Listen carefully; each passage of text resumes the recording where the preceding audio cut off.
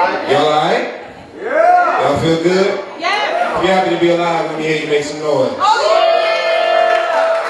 If you're happy to be alive, let me hear you make some noise like they got 99-cent gas down the street.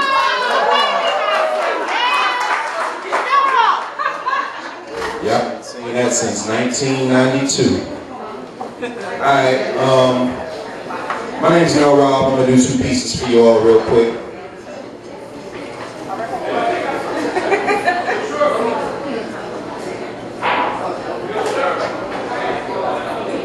Baby girl, work your magic. But when her magic ain't work, she wound up getting hurt face down in the dirt.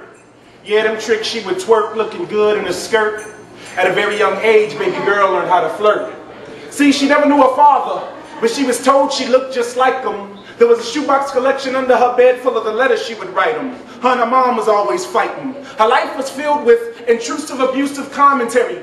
Baby girl was a natural-born warrior, so fighting was hereditary. And family affection became secondary, even though it was necessary for her to truly understand love.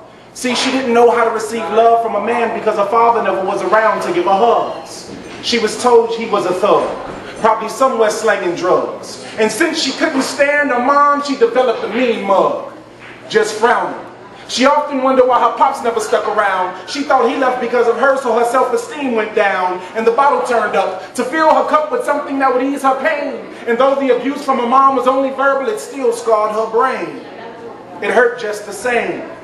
Her drink of choice became rum because it numbed her like Cain. And she became just like Cain.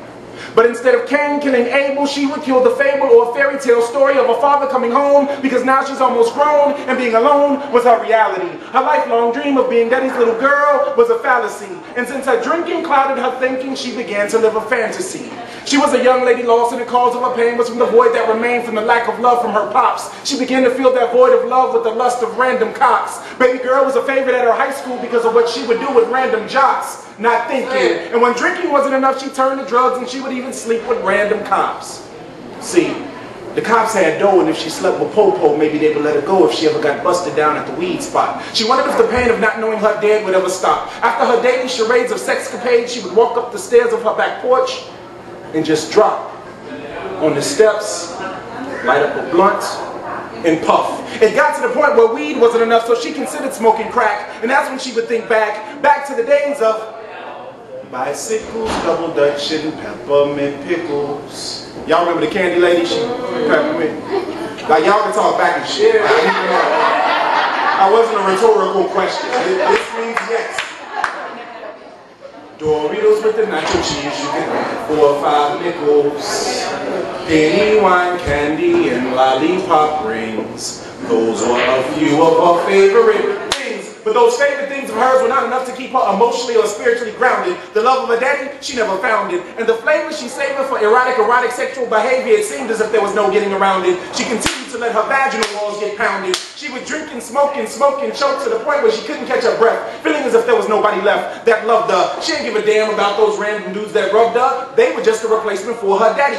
One night she was walking down the street, and alongside her pulled up a tinted out Escalade Caddy. The guy on the passenger side of the ride was mesmerized by baby girl's frame. He rolled down the window and proceeded to spit that game. She treated all men the same. Within a matter of seconds, the passenger and baby girl were in the backseat of the whip. He was lying in between her hips as the driver continued to drive, swerving through random neighborhoods. My man driving the car knew that the sexing was good because of the way they were in the backseat moaning. He decided to pull over so that he could watch the boning. He parked by a park, but the park was too dark, so he pulled by a street light where he could see a little more clearer. And when he turned around and looked into the backseat of baby girl, it was like he was looking in the mirror.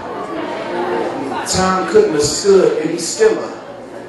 His heartbeat stopped as he looked in the baby girl's face, because he was looking into his baby girl's face. Father and daughter finally occupied the same space. Daddy's home, but it's already too late.